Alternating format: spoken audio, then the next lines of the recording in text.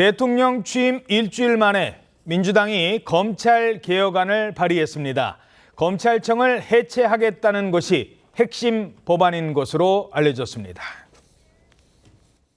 검찰개혁 이번에 제대로 완수하겠습니다. 이제 정치검사들과 검찰 독재를 끝내라는 국민의 요구를 완수할 때입니다.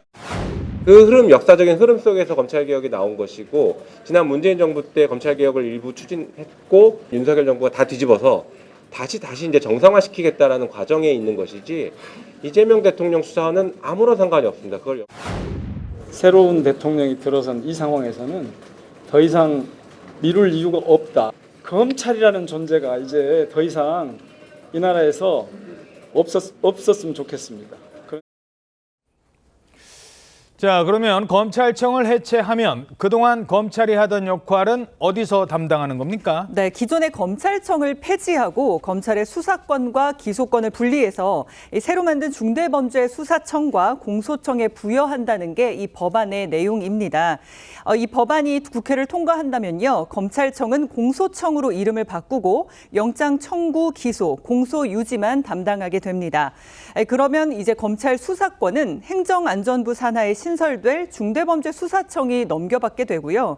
중수청은 검찰이 수사하던 7대 범죄에 더해서 내란과 외환죄까지 이제 수사를 하게 됩니다. 그리고 국무총리 직속으로 국가수사위원회가 설치될 전망인데요. 이곳은 중수청과 공수처 그리고 국가수사본부 사이의 수사권 조정이나 사건 처리 결과에 대한 이의 제기 판단 등 사실상 수사기관들을 지휘하게 됩니다. 자, 이처럼 검찰을 해체하겠다는 민주당의 검찰개혁안에 대해서 국민의힘에서는 이런 입장을 밝혔습니다. 헌법 파괴 검찰 해체 4법 즉각 철회하십시오.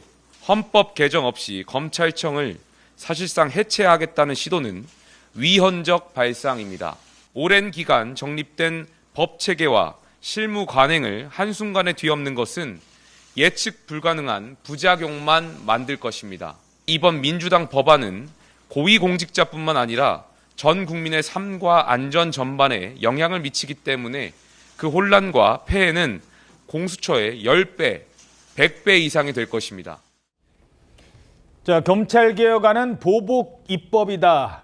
국민의힘에서는 이런 주장도 나오고 있는데요. 이유가 뭡니까? 국민의힘 법사위원들 어제 국회에서 기자회견을 열고 이는 개혁이 아니라 입법권을 앞세운 무도한 사법 쿠데타이며 이재명 방탄을 위한 법치 파괴라고 비판했습니다. 또 검찰청 해체를 시도하는 시점이 이재명 대통령 취임 직후라는 사실 오비락이 아니다라면서 이재명 대통령 수사에 대한 보복 입법이라고도 주장했습니다. 앞서 민주당 의원들이 기자회견에서 검찰이 이재명 대통령에 대한 정적 제거용 먼지털이 수사를 했다고 언급했는데 국민의힘은 이를 들어서 이재명 대통령 수사에 보복하겠다고 집단적으로 공언한 것으로 보기에 충분하다고도 비판했습니다. 예. 자, 사실상의 정치 보복 아니냐라는 주장이 나오자 민주당은 어떤 입장입니까? 이번 검찰개혁안을 발의한 민주당 의원들은 이재명 대통령에 대한 검찰 수사와는 전혀 관계가 없다라고 일축했습니다.